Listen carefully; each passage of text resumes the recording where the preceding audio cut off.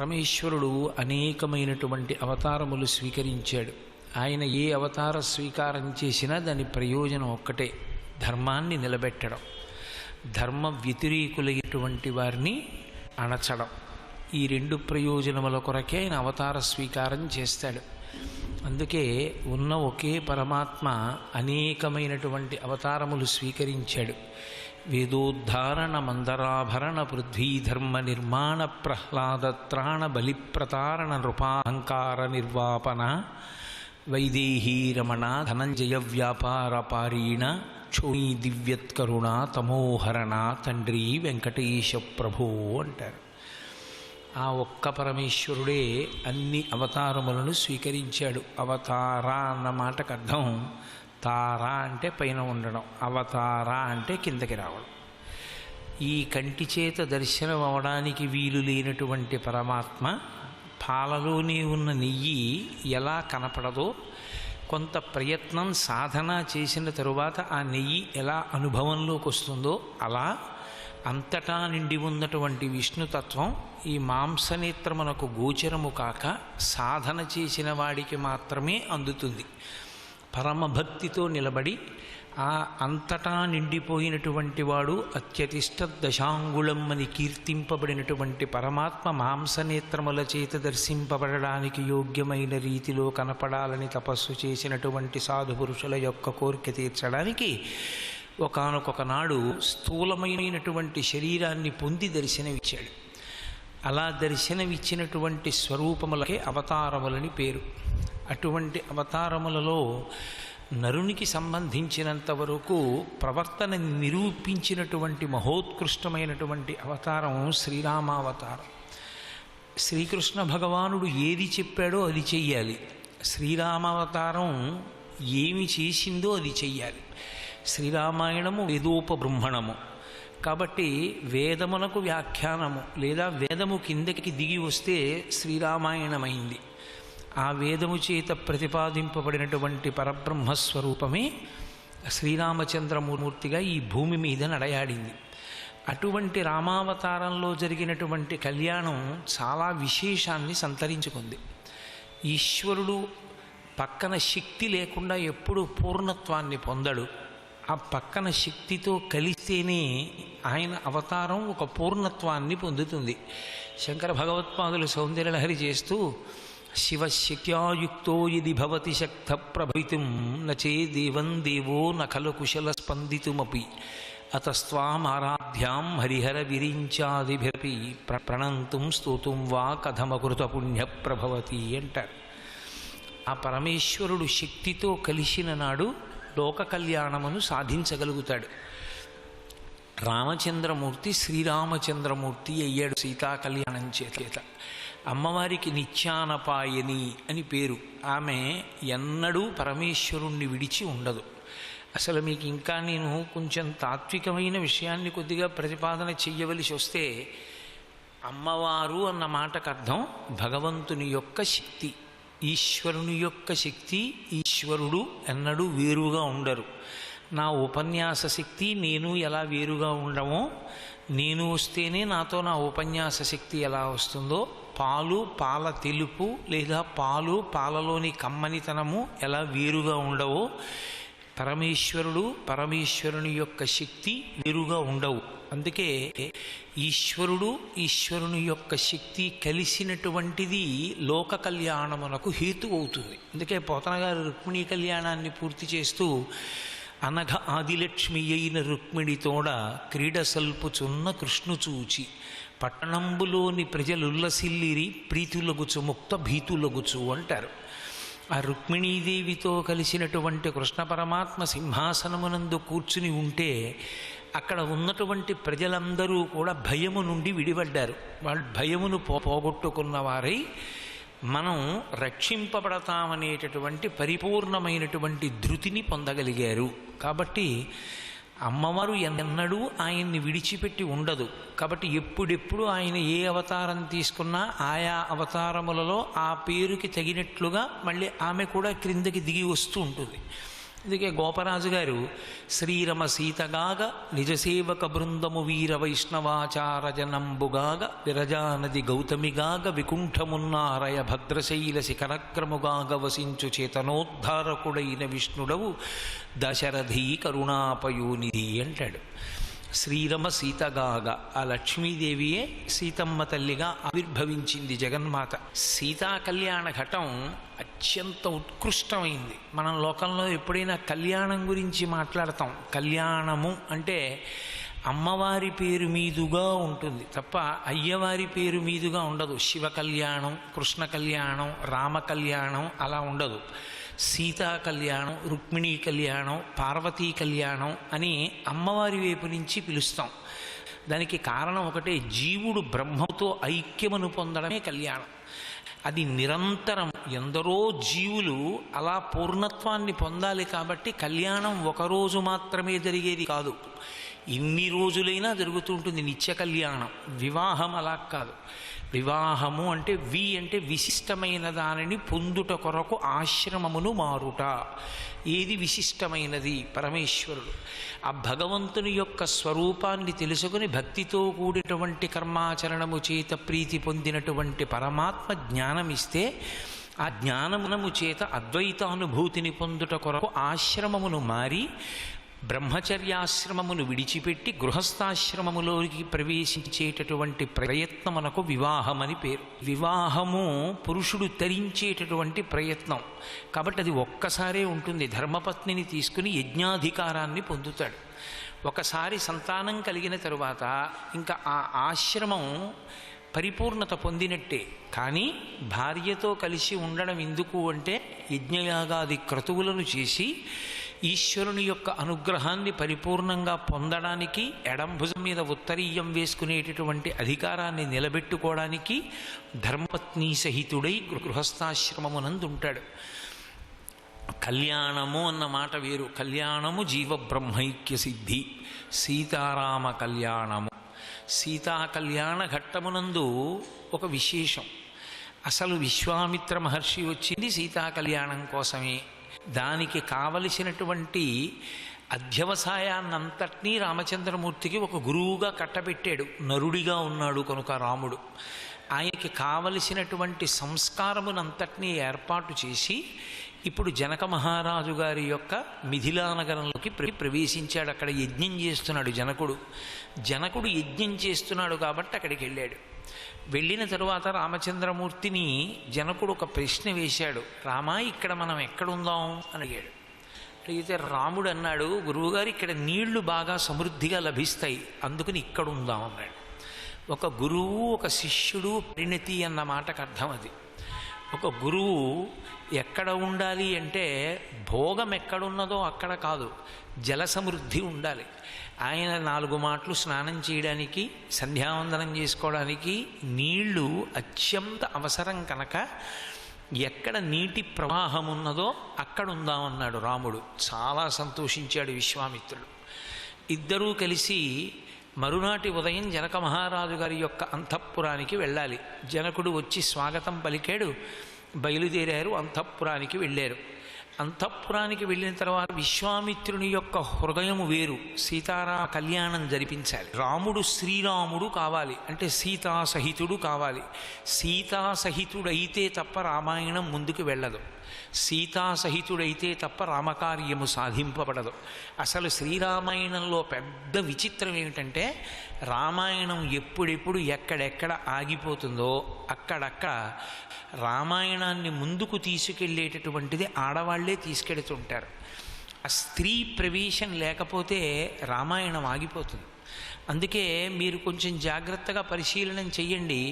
శ్రీరామాయణం నిజానికి సీతా కళ్యాణ ఘట్టంతో అయిపోయింది. వాళ్ళు సంతోషంగా ఇంటికి వచ్చేసారు, అంతఃపురంలో ఆనందంగా ఉంటున్నారు.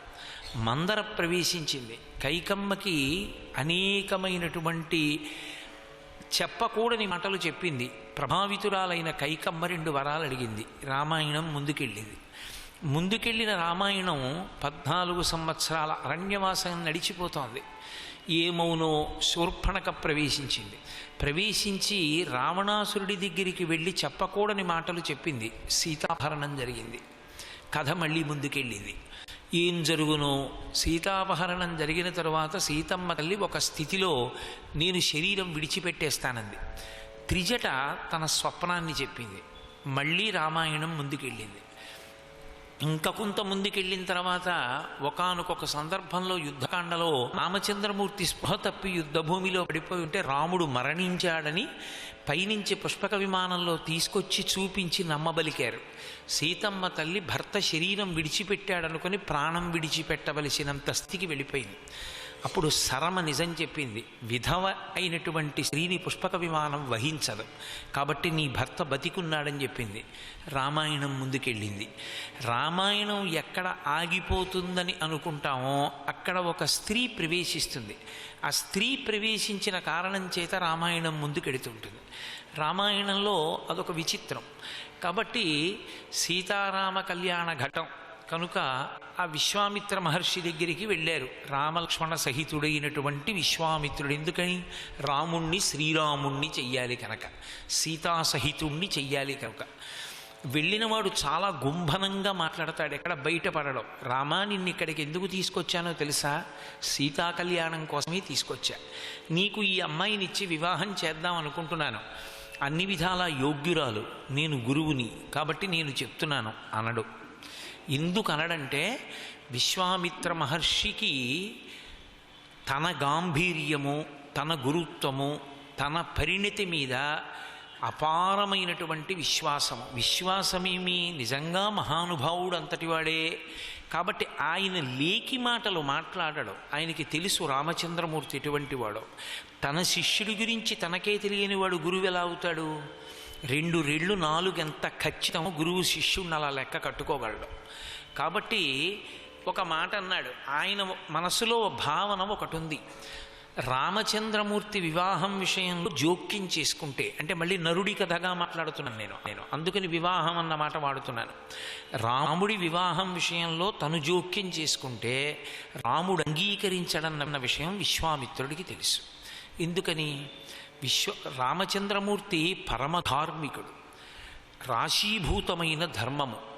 తనకి ఎవరు భార్యగా ఉండాలో నిర్ణయించవలసిన వాడు తనని కన్న తండ్రి తప్ప అన్యులు కారు అన్నది ఆయన విశ్వాసం. అదే శాస్త్రీయం కూడా. కాబట్టి గురువుగారు అది మా నాన్నగారు చూస్తారు కదా అన్నారు అనుకోండి, గురువైన విశ్వామిత్రుడికి అది ఎంత అవమానకరంగా ఉంటుంది. తను ధర్మం విషయంలో కొద్దిగా వైక్లభ్యాన్ని పొందినట్టుగా ఉంటుంది. కాబట్టి ఎక్కడా విశ్వామిత్రుడు బయటపడడం. నిన్ను సీతా కళ్యాణం కోసం తీసుకొచ్చాననడం.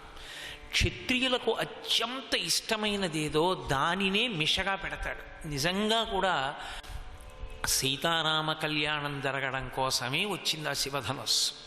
శివుడు ఏదో అమాయకుడై ఏదో ప్రయోజనం లేకుండా, అర్థం లేకుండా తన ధనస్సు పట్టుకెళ్ళి మీ ఇంట్లో పెట్టుకోండని కాకతాళీయంగా ఇవ్వలేదు. పరమశివుడంటేనే సమస్తమిరిగినవాడు. ఈశాన సర్వ విద్యానాం ఈశ్వర సర్వభూతానాం బ్రహ్మాధిపతి బ్రహ్మణోధిపతి బ్రహ్మా శివో మే అస్తు సదాశివోం. సదాశివ అన్న బిరుద ఆయనకే ఉంది. సదా విష్ణు సదా బ్రహ్మ లేదు. సదాశివోం. ఆయన ఎప్పుడూ మంగళప్రదుడు, ఎప్పుడూ కళ్యాణకారకుడు. కాబట్టి ఆయనకి తెలుసు జరగబోయే కథ.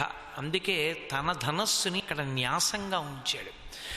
ఇప్పుడు శివధనస్సు ముందు అక్కడికి వెళ్ళిపోయింది జనక మహారాజు గారి ఇంటికి.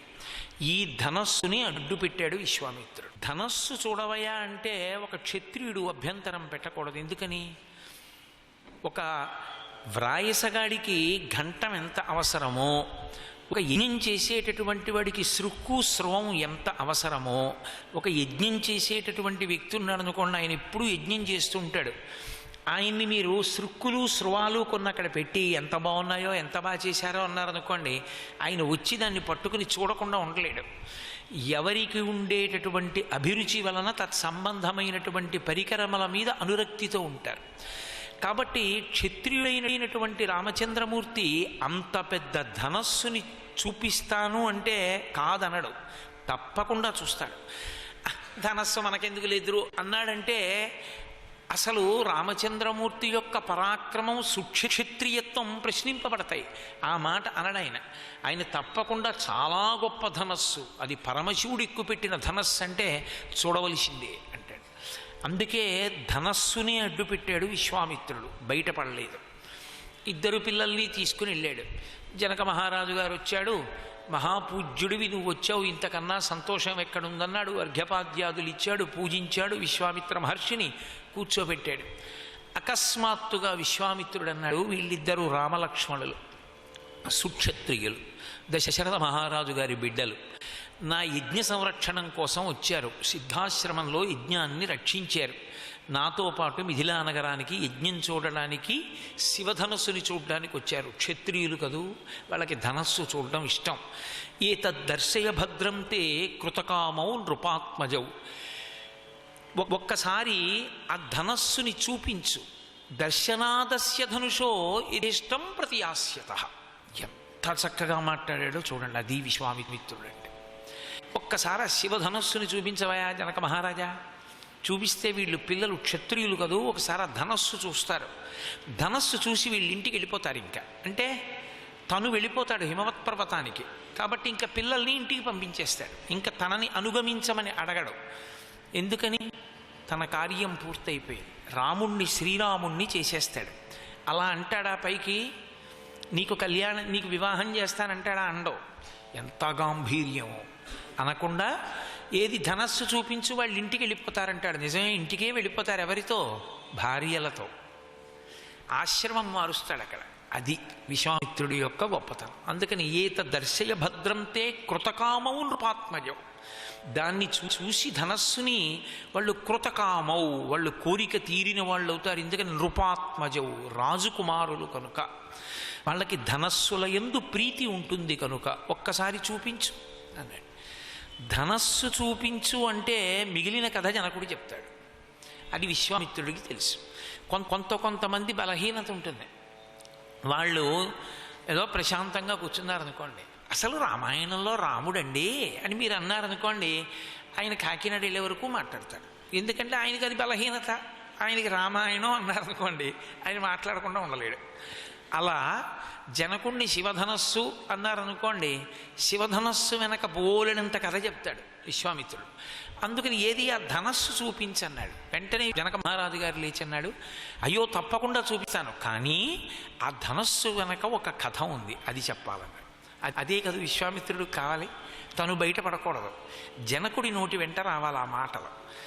వినడానికి అభ్యంతరం ఏముంటుంది? ధనస్సు చూపిస్తారు, ధనస్సుకు ఒక కథ ఉందని చెప్తాడు. వింటున్నాడు రామచంద్రమూర్తి, లక్ష్మణస్వామి వింటున్నారు. జనకుడు మొదలుపెట్టాడు, ఈ శివధనస్సు గురించి చెప్తాను, దీని గురించి చెప్పే ముందు నా కూతురు గురించి చెప్పాలన్నాడు. ఇదే కదూ కావలసిన విషయం. అందుకని ఆయన అన్నాడు, అధమే కృషత క్షేత్రం లంగలాదుద్ధితామయ క్షేత్రం శోధయతా లబ్ధ్వా నామ్నా సీతేతి విశ్రుత అన్నాడు. నేను ఒకానొకప్పుడు యజ్ఞం చేద్దామని నాగలి పట్టుకుని భూమిని దున్నుతున్నాను. భూమిని దున్నుతున్న సమయంలో భూమిలో నుండి ఉద్ధిత అన్నాడు, పైకి లేచింది ఇలా ఒక ఆడపిల్ల. ఆమె ఏదో చిన్న పిల్ల, చంటి పిల్ల, మందసంలో దొరికింది, పద్మావతీదేవి దొరికినట్టుగా పద్మముల మధ్యలో ఒక పెట్టెలో దొరికిందని రామాయణంలో లేదు. ఆమె ఉద్ధిత, పైకి లేచింది భూమిలోంచి. నాగటి చాలు తగిలి పైకి లేచింది. లేచి ఆమె నిలబడింది. జనక మహారాజు గారు ఎత్తుకున్నాడు ఆ పిల్లని. పూర్వం అష్టవర్షేత్ భవేత్ కన్యా కదా, ఆ పిల్లని ఎత్తుకున్నాడు. ఎత్తుకుని నిలబడ్డాడు. ఈ రహస్యం ఎక్కడ చెప్పింది సీతమ్మ? ఇక్కడ చెప్పలేదు బాలకాండలో. సీతా కళ్యాణ ఘట్టంలో దీన్ని చెప్పలేదు మహర్షి. అయోధ్యకాండంలో అత్రి అనసూయుల యొక్క ఆశ్రమాన్ని దర్శనం చేసినప్పుడు అనసూయమ్మ నీ కళ్యాణ ఘట్టం గురించి చెప్పుకుంటూ ఉంటారు ప్రజలు, నేను రాలేదు ఆ కళ్యాణానికి, ఏది ఆ కళ్యాణం గురించి చెప్పు అని అడిగినప్పుడు ఈ రహస్యాన్ని చెప్పింది. అవునమ్మా, నేను భూమిలో నుండి పుట్టాను, పుట్టడం కాదు పైకి లేచాను. భూమిలో నుండి పైకి లేచి నిలబడినప్పుడు మా తండ్రి నన్ను ఎత్తుకున్నాడు. ఎత్తుకున్న జనక మహారాజు గారికి అనుమానం వచ్చింది, ఈ పిల్ల భూమి నుండి లేచింది, నేను భూమిని దున్నుతుంటే ఇప్పుడు ఈ పిల్లని నేను ఎత్తుకున్నాను, ఈ పిల్ల నాకేమవుతుంది అని అనుమానం వచ్చింది. దొరికిన పిల్ల కూతురా? ఏమవుతుంది ఈ పిల్ల? ఈమె మనుష్యకాంత కాదు. మనుష్యకాంత అయితే ఒక లక్షణం ఉంటుంది, చాలా ప్రహృష్టమైన మనసు పొందినటువంటి పురుషుని యొక్క తేజస్సు తన భార్య యందు ప్రవేశపెట్టబడితే శుక్రశోణితములు కలిసి పిండమేర్పడి ఆనాటి కాలాన్ని బట్టి 12 నెలల తరువాత స్త్రీ యొక్క యోని నుండి బయటికి వస్తే అప్పుడు నరజన్మ. కానీ ఆమె అలా రాలేదు. స్త్రీ పురుష సంపర్క సంబంధం లేదు, భూమి నుండి పైకి లేచింది కాబట్టి ఆమె నరకాంత కాదు, తెలిసిపోతుంది. నరకాంత కానిది నరకాంతలా ఉంది. పైకి ఆడపిల్ల మనుష్యకాంతలా ఉంది, కానీ ఆమె మనుష్యకాంత కాదు. ఎందుకని? మనుష్యకాంత అంటే ఎలా పుట్టవలసిన అవసరం ఉందో అలా ఆమె పుట్టలేదు కనుక. ఇది జనకుడి అనుమానం. అయినప్పుడు ఈమె నరకాంత కానప్పుడు నేను నరుణ్ణి, నాకు ఈమె ఏమవుతుంది? ఎత్తుకుని నిలబడ్డాడు. అనుమానంతో పైకి చూశాడు. అంతరిక్షంలోంచి వాక్కు వినపడింది. సీతమ్మే చెప్పింది ఆ విషయం అయోధ్యకాండలో. అంతరిక్షేచవాగుప్త ప్రతిమా మనుషీకిల ఏమమే తన్నరపతే ధర్మేణ తనయాతవా అంది అంతరిక్షం. ఏమయ్యా, అంతరిక్షేచవాగుప్త ప్రతిమా మనుషీకిల, పైనుంచి మాట్లాడుతూ ఆమె మనుష్యకాంత కాకపోవచ్చు, మనుష్యకాంత ఎలా పుట్టాలో అలా పుట్టినది కాదు, కానీ ఆమె మనుష్యకాంతగా ఉందామని వచ్చింది. రాముడికి సీతమ్మకి శ్రీరామాయణంలో ఉన్న భేదం అది. రాముడు ఎప్పుడూ నేను నరుణ్ణే అన్నాడు. సీతమ్మ పుట్టుకతోటే నరకాంత కాదు, నరకాంత అన్న వేషం కప్పుకుంది. అందుకే చాలా చోట్ల బయటపడిపోతుంది, నేను నరకాంతను కాను. ఆమె మాయాస్వరూపిణి. సర్వం శ్రీ ఉమామహేశ్వర పరబ్రహ్మార్పణమస్తు. స్వస్తి.